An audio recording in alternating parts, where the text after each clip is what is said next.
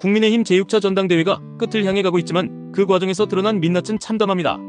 대전에서 열린 충남 호남권 합동연설회, 그 이전 부산, 울산, 경남, 대구, 경북 등 연설회 현장을 지켜본 국민들은 이 정당이 과연 정당인가 하는 의문을 품을 수밖에 없습니다. 정당이라면 기본적으로 같은 가치와 비전을 공유하고 그 목표를 향해 함께 나아가야 합니다. 과정에서 노선 차이는 있을 수 있습니다. 다양성은 존중되어야 하고 경쟁은 치열해야 합니다. 하지만 그 경쟁은 같은 목표를 향해 달리는 경주여야 합니다. 지금의 국민의힘은 출발선부터 다르고 목표 지점도 서로 다릅니다. 더 큰 문제는 그것이 단순한 노선 차이가 아니라 감정의 골과 적대감으로 얼룩진 싸움이라는 점입니다.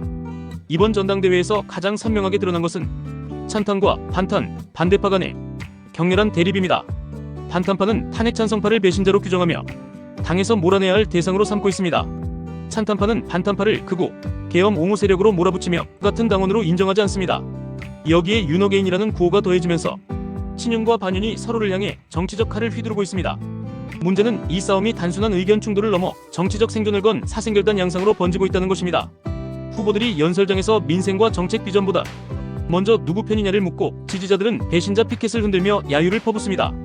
여기에 전환길이라는 개인이 개입해 당권 주자들에게 공개 질의를 던지고 노선을 강요하며 일부 세력을 결집시키는 모습은 한 사람의 정치적 성향이 당 전체의 기류를 흔드는 위험한 전례를 만들고 있습니다.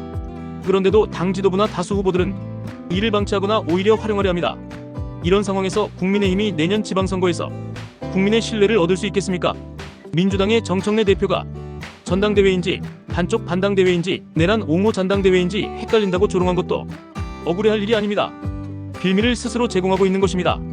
정당의 다양성은 존중되어야 하지만 그것은 같은 목표를 향한 다양한 길이어야 합니다. 그러나 지금의 국민의힘은 목표 자체가 다릅니다. 탄핵의 강을 건너자고 외치는 사람과 탄핵은 배신이라고 주장하는 사람이 같은 깃발 아래 서 있는 것이 모순입니다. 윤석열과 절연해야 한다는 사람과 윤어게인을 외치는 사람이 같은 대표를 뽑으려 경쟁하는 것도 모순입니다. 이런 모순 속에서 단합은 구호일 뿐 현실이 될 수 없습니다. 결국 이 당은 누가 대표가 되더라도 갈등이 멈추지 않습니다. 승자는 상대를 배제하려 할 것이고 패자는 반발하며 흔들 것입니다. 이 전쟁은 선거 때마다 반복되고 그 결과 국민의힘은 점점 국민에게서 멀어질 것입니다. 이런 상황이라면 답은 명확합니다. 차라리 분당하십시오. 억지로 함께 살며 매일 전쟁을 치를 바에야 합의 이혼을 하고 각자의 길을 가는 것이 낫습니다. 찬탄파는 찬탄파대로, 반탄파는 반탄파대로, 친윤은 친윤대로, 반윤은 반윤대로 각자의 노선과 비전을 국민 앞에 당당히 제시하고 경쟁하십시오. 그리고 분당으로 찬탄이 옳은지 반탄이 옳은지 그 심판은 국민이 할 것입니다. 분당은 두려운 선택일 수 있습니다. 하지만 두려움 때문에 현 상태를 유지하는 것은 더 큰 파멸을 부를 뿐입니다. 분당 후 각자가 추구하는 노선과 비전을 국민 앞에 당당히 설명하고 정책으로 경쟁하며 성과로 심판받으십시오. 그것이야말로 정치의 정직함이며 민주주의의 본질입니다. 국민의힘이 정말 보수의 가치를 재건하고자 한다면 같이 갈 수 없는 사람과는 다른 길을 가는 용기를 보여야 합니다. 그 용기가 없다면 국민의힘은 앞으로도 오합지졸이라는 비판을 면치 못할 것입니다.